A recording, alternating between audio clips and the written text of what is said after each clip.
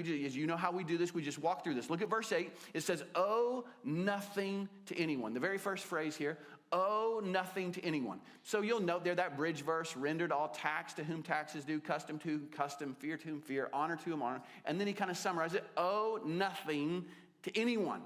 Simply put, we're to live with integrity. We're to live honorably. If you kind of want to put that aside, live honorably. Live with integrity. There are those who would view this and see this as that you should never have any debt. And I don't. I think if you look at this clearly, that's not exactly what he's saying. We know that Jesus himself, in Matthew 5:42, gave provision for lending. The Old Testament gave restrictions on lending because people were charging incredibly high interest rates, and God gave restrictions on that so that you didn't take advantage of somebody. The general principle of Scripture when it comes to debt is to avoid it as best you can. And don't to take on debt that you can't pay back. And the Scripture makes clear that debt is incredibly dangerous. But Paul's not prohibiting debt here. What he's basically saying is that you and I as Christians, we pay our bills. We pay our debts. We don't take out unnecessary debt. We don't take out loans that we can't repay. And when we do business with people in community, we pay our bills. We pay our debts. It's to live with integrity. It's interesting. He's going to talk about the world. The world has the same desires that we have. The world wants to be treated fairly. The world wants to be treated justly, and we're to live that way in relation to them. Obviously, when we don't, we destroy our witness.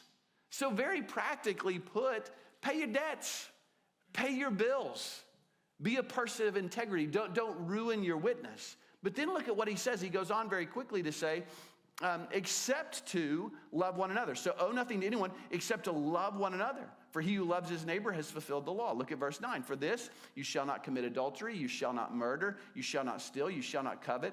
And if there's any other commandment, it's summed up in the saying, you shall love your neighbor as yourself. Love does no wrong to a neighbor. Therefore, love is the fulfillment of the law. So if you want to put a word outside of this, we're to live lovingly. Live lovingly. And what's interesting here is that love is seen as a debt. It's seen as an obligation.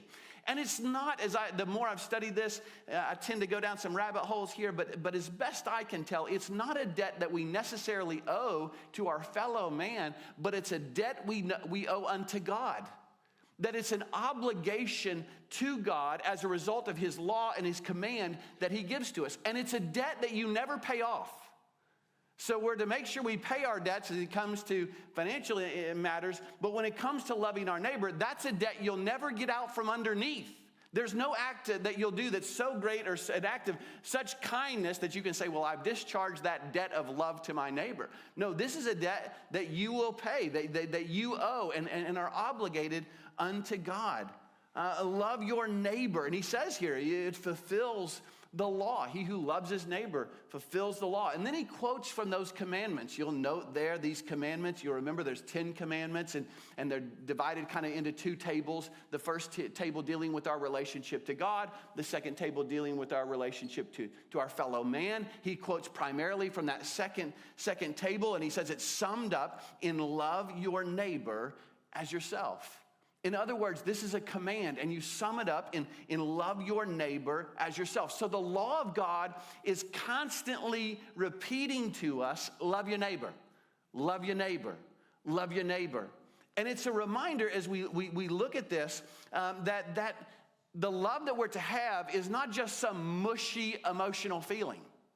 So let's be really clear here. When he says love your neighbor, it doesn't mean that we just say love and do whatever you want and we just love you. Just live however you want and we love you. No, the idea here is he attaches it to the law is that loving our neighbor means that we do right to our neighbor. It's a love that is dictated by the law of God.